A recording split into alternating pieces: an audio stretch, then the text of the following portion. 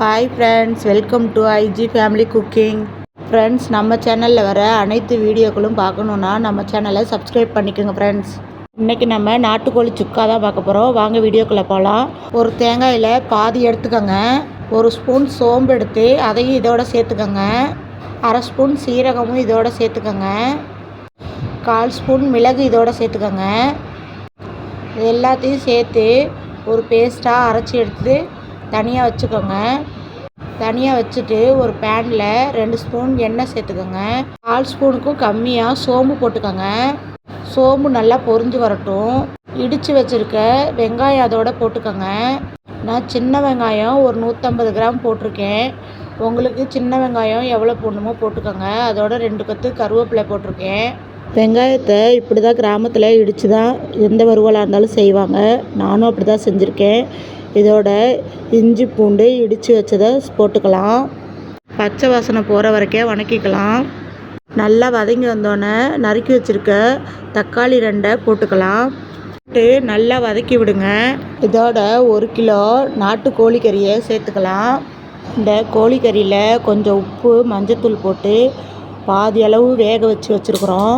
நல்லா கறியை எண்ணெயில் வதக்கி விட்டுட்டு அதுக்கு தேவையான அளவு தண்ணி ஊற்றிக்கலாம். நம்ம கறி வேக வச்ச தண்ணியவே சேர்த்துக்கலாம். 1 ஸ்பூன் மிளகாத்தூள், 1 ஸ்பூன் தனியாத்தூள், 1 ஸ்பூன் கரம் மசாலா தூள் எல்லாத்தையும் போட்டு நல்லா கிண்டி விடுங்க. கிண்டி விட்டு மசாலாவோட பச்சை வாசனை போகிற வரைக்கும் நல்லா கொதிக்க விடுங்க. நல்லா கொதித்து வரட்டும். நல்லா இந்த அளவுக்கு நல்லா கொதித்து வரணும். எண்ணெயும் கொஞ்சம் பிரிஞ்சு வந்திருக்குது பாருங்கள். இந்த ஸ்டேஜில் நம்ம பேஸ்ட்டாக பண்ணி வச்சுருக்கிற தேங்காய் விழுதை இதோடு சேர்த்துக்கலாம்.